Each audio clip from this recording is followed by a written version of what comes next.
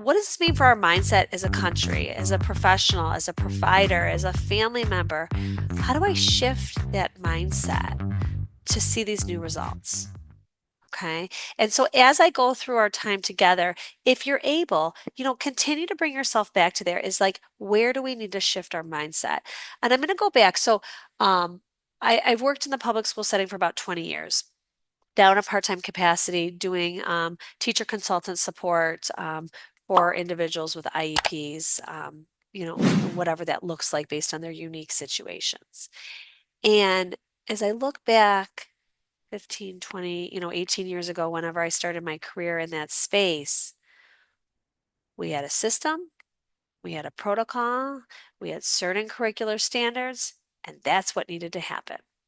And if that couldn't happen, these were the routes.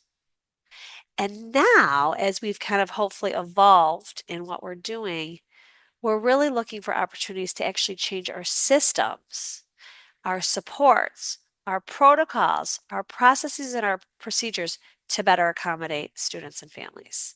And I think that's always been at the forefront of like, well, how can I be doing better? So that I'm offering kind of an opportunity to really tap into this unrealized potential. The other thing I just want to note, and this comes from some of the work that I've done. I did a national study here in the US looking at aging family caregivers of adults with autism. Okay, because the predominance of literature is on children, which is very important. Don't get me wrong. But what happens? Where are we going? How do we use this information forthcoming to really provide a retrospective approach of what people need in the here and now in those childhood and adolescent years? And what most of our families said is this has been a wild but rewarding ride. The rewards that I have as a family caregiver are tremendous. And so most of my family care parents, most of my family parental caregivers in that study were between the ages of 50 and 59. Most of them had children between 18 and 26 years of age scattered throughout the United States. And what parents talked about is they talked about the rewards. What they also talked about is the barriers. All of the times fighting against a system, against a world, against a community that was not meant for their children, that was bred with large amounts of misunderstanding, um, confusion, judgment, right? And so it was interesting for me because I said, well, what do we take from this? Like, what can I take from this and bring it back to like, the small community of individuals that I personally serve in the work that I'm doing. And it was one, we're never going to make the limit, right? We know the starting point, but time and time and time again, these families would say, I went to the medical provider and the medical provider said, your child will never blank, or this is all that your child will ever do. And if we shift kind of that mindset of we don't know, but your child will be loved and is valued and is respected, and we will work with that child and we will help grow that child and we will service that whole child, that whole person, right? We've never limited our potential, right? We have a new mindset. We're going to shift. So I say this because I think, as we think back of, my last 20 years of work and like the learning and what that means in the context of some narrative, that the narratives of these families have oftentimes been in an advocacy role, in a fighting role. One of the family, one of the mothers that I interviewed for one of my studies, one of my favorite things, I guess one of the most compelling things that she said, Chrissy, it took me being a Doberman with lipstick. And she talked about the battle that she had as she encountered navigating support services for her adolescent son in kind of the space of mental health services and provisions. And so just, use that, take it for what it is, but continue to kind of just resonate with it. And I sit with this, Susan Boyle, and I show her video with great respect. She is a woman who was diagnosed, and that diagnosis came much later.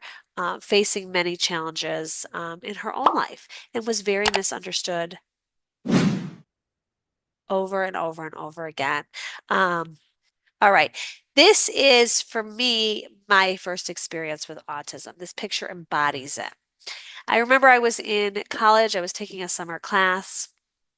I was 18 years old, and I looked at this billboard and I saw this picture of this beautiful young girl. She was sitting and looking nowhere. I think she was on a swing in that picture. She was looking out into nowhere. And I was very curious about her. And they were looking for some help with her. It didn't say a diagnosis, it didn't say exactly what they needed. And I interviewed with her. And shortly after that interview, I found myself for a week up in Petoskey with this family. Petoskey, Michigan, beautiful place. If you ever have the opportunity to come to Michigan when it's not hailing or ice storming, beautiful place. And I was up there with this family providing support for their young daughter as they embarked on taking a family vacation with multiple young children and their child with autism. And just seeing the world from her lens, from her eyes, and trying to understand, what's in there, what's in this magical brain of yours, and how do we help you in the ways that you need to be helped? How do we nurture and foster your great potential?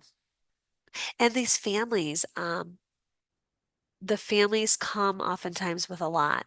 By the time even they have young children, they've had to navigate many obstacles and many barriers, and they're tired, right? Most parents of young children are tired, but they're particularly tired as we start to think of, oftentimes, at least this is what they tell me, as they battle and negotiate and try to figure out the best places for that child and what's made for them, what's not made for them. How do we, give them a seat at the table? So thanks for being on that journey with those families too.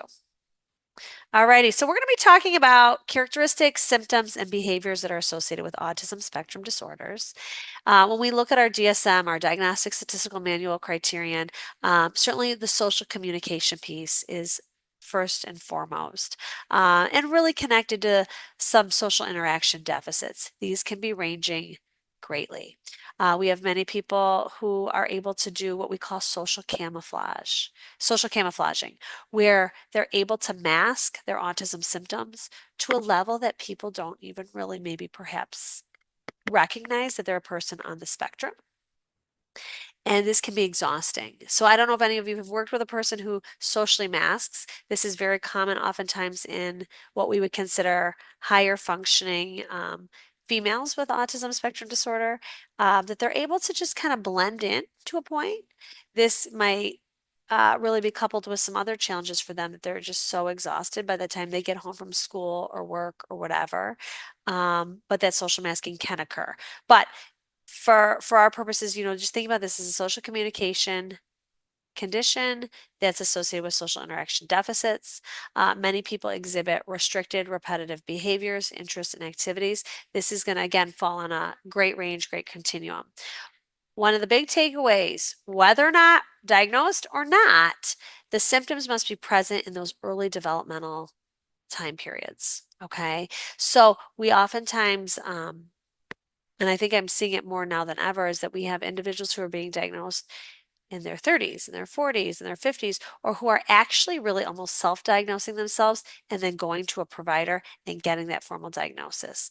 But years have gone by, decades in their life have gone by, but it doesn't mean that those symptoms weren't present earlier. They weren't seen, they weren't recognized, they didn't maybe warrant the level of attention that they required, a lot of intervention or supports, that masking might have occurred, or they might have been overlooked or had a different diagnosis. But because autism spectrum disorder is a developmental disorder, these symptoms, as we look back retrospectively for these late diagnoses, they were present in these early developmental periods, just maybe not seen. And then also just thinking about autism as it affects every context, every setting in a person's life. So as mentioned, these characteristics do reside on a continuum. Some areas might be more affected than others for each person, and there's going to be that large variation. I talk about it with regard to splinter skills, where somebody can do this and they can do this, but some of these things, maybe perhaps in the middle, weren't there. And so sometimes getting from point A to point B can be very difficult metaphorically for people with autism, not always having the skills. So I'm going to give an example of an individual in a school-based setting doing quite well in general education classes, doing quite well independently throughout the day, um, relatively happy in his setting, no behavioral concerns or anything like this, learning a lot as he tries to kind of filter information that's going on socially, find patterns and follow. So this student is in a high school building. There are lots of kids, there are lots of things going on. And part of the physical education curriculum here in Michigan is to do the swim unit. So swim's a whole new thing, right? You have to remember new things. There's kind of a different kind of trajectory of direction that you have to go through in the locker room. There's all of these new things required. So he brings his swim trunks, he has his towel, he has his flip-flops, he's got, the hygiene products necessary to take the shower after being in the chlorinated pool. He's good to go, right? He looks around, and what he starts noticing is that the other boys are wearing their undergarments under their swim trunks. So he does this. But when we start to think about kind of just the thought process that went along, he didn't realize to bring extra clothes.